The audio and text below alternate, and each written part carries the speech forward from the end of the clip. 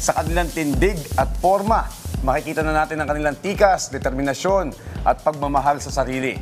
Ang kanilang mga kwento ay hindi lamang nagbibigay inspirasyon, kundi nagpapakita din ng tunay na kahulugan ng pagiging totoo sa sarili. Tama ka dyan, Joshua, no? Dahil malaking tulong talaga ang pageantry upang ibahagi ang kanilang mga karanasan, tagumpay at mga hamon sa buhay. Kaya live dito sa Rise and Shine Pilipinas, please all welcome ang ilan po sa mga kalahok ng Tomboy Philippines sa 2024. Welcome sa Rise and Shine Pilipinas. Kasama nga natin si Sir Cowie, Kim, Abana, JC, Jelly, and Fao. Fao o Pao? Fao, with H. Ang letter F. Alright. Sir Cowie, ano po ba itong Tomboy Philippines at ano ba yung pangunahing advocacy ninyo? I believe this is the first or the inaugural year of the pageant. Can you tell us more about this? Yes, thank you so much po for inviting us at para maipakita din. Our advocacy bilang organizer po ng pageant na to is, of course, for the kids to showcase their talent and for them to live a life in purpose din kasi they are required to pakita din yung advocacy nila. Kanya-kanya kasi iba-iba naman tayo ng personality. So ito yung platform na magpapakita talaga in public or in general na tulad ng jingle namin, may misconception po kasi pag mga tomboy is nakamiyok. at hindi lang puro kaldag. Alam namin na sa society may ambag tayo. Pero baka may kayong kaldag. Oh, kaldag daw, boys! Pwede. Magagaling yan doon. Pero sabi nga namin, wag tayong mag-stop doon kasi malaki ang maiaambag natin sa society. Alright. For Kim, we heard na you grew up o lumaki ka na sa pamilya na parte ng LGBTQ+ community. Para sa'yo, sa perspective mo, gaano kahalaga yung merong pamilyang sumusuporta, yung handang makinig sa mga sa iyong personality? Thank you po. Para po sa akin, sobrang halaga po na merong pamilyang sumusuporta nga din po. Nakikinig at sumusuporta. Dahil hindi ka man po tanggap ng iba. Ang mahalaga, tanggap ka ng pamilya mo. Yes. At dahil po doon ka po, yun po yung kahidahilanan kung bakit ka po lumalaban sa buhay. To become a successful person po. Okay. Alright. Iba pa rin talaga pagka-pamilya sumusuporta Oo sa'yo. naman. And it's, I think, hindi lahat kasi, diba, na lumaki yung welcoming family. So, it's a good thing for Kim. And for Bana naman, I heard you're a travel consultant. At pangarap mo magkaroon ng restaurant. Bakit? Yes, meron ka bang inspirasyon para, being a travel consultant, tapos magkakaroon ka ng your own restaurant?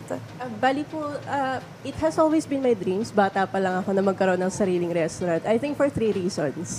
First kasi I came from a poor family. So dumating kami sa point na wala kaming makain. So I have to make sure na pag tanda ko, there's always a food on the table. And then the second reason is, I think this is being done in the other country na rin na the customers can pay in advance for the meal of the others.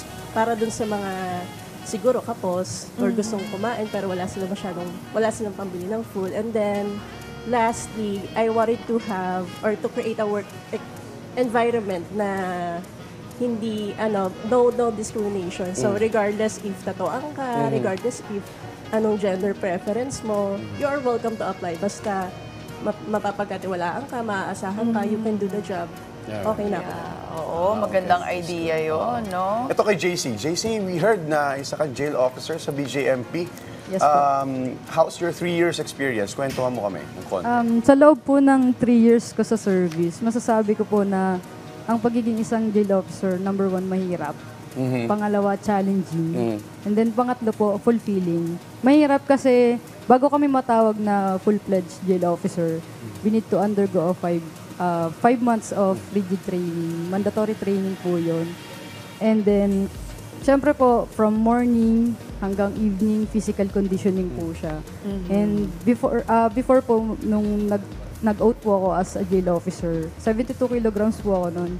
And then, nung natapos ko po yung JBRC ko or yung Jail Basic Recruit Course, 54 kilograms na lang Matindi po. talaga physical training dyan. Yes. Pero ito, I've been meaning to ask this. Kasi ako personally, struggle ko rin to eh. What do you guys prefer? Pagka ba tinatawag kayong ma'am do you still get offended or do you prefer sir? po. Ano mas prefer ninyo? Hindi po, kahit sa akin po hindi po ako na-offend kung tawagin po akong ma'am or... Okay. At saka kung matatandaan natin, nagkaroon lang issue no, kung paano nga ba i-address. So at least we heard it from them. Oo, yun nga. Oo. Alright, si Jilly naman, kwentuhan mo kami ha, because I heard you are a senior recruiting coordinator to a member ng isang educational organization. At the same time, you're a candidate here sa Tomboy Philippines. Paano mo binabalanse? Yes po, actually kanina lang galing lang din po ako sa work. And siguro po ang reason or yung mga nagagawa ko po is yung commitment syempre sa work and sa pageant.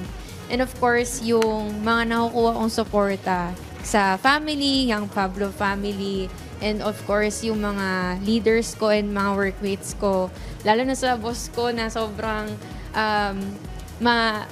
pag-intindi po sa nangyayari ngayon na kapag may kailangan pong mga event na puntahan, Supportive. pinapayagan. Opo. Oh, That's nice. good. Eto, dito tayo sa business owner na si Fao. Fao, ano yung naging inspiration mo sa business mo and can you tell us more about it?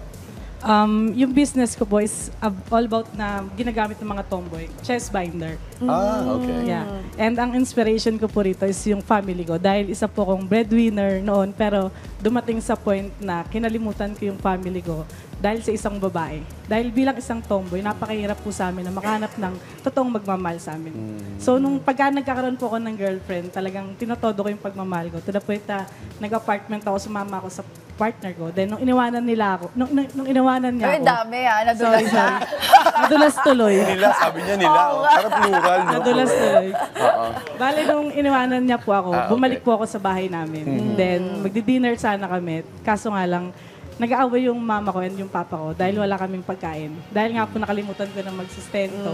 So, parang para sa akin, ang bigat-bigat ng pakiramdam na yun. Umuwi ako dun sa apartment na tinutulian ko. Umiyak lang ako ng umiyak. Then sabi ko, babangon ako isang araw. And ngayon, proud ako sabihin na nakapagpatayo na ako ng bahay sa family ko and sasakyan at napag-travel na sila sa iba't ibang Wow, Tama congratulations. naman. Napakaganda. Bawing-bawi, oo. Inspiring Basta isa lang ang story. mamahalin, ha? Oo, wag nila. Nabuo eh. Alright, Sir Kowi, ano ba yung mga dapat naming abangan? Please invite everyone sa nalalapit na Tomboy Philippines 2024. Yes po, thank you. On October 5 po, we will have our preliminary for them to showcase their talent and swimwear. Gaganapin po yan sa 690 Entertainment Bar. Thank you po pala to si Sir Wilbert Tolentino for helping us para mabuo yung pageant na ito. And then on October 19, we will have our coronation night on Music Museum, October 19, 2024. Saturday, 6 p.m. po yan. Manood po kayo kasi napakaganda. Bukod po sa kanila ay may mga performers po tayo.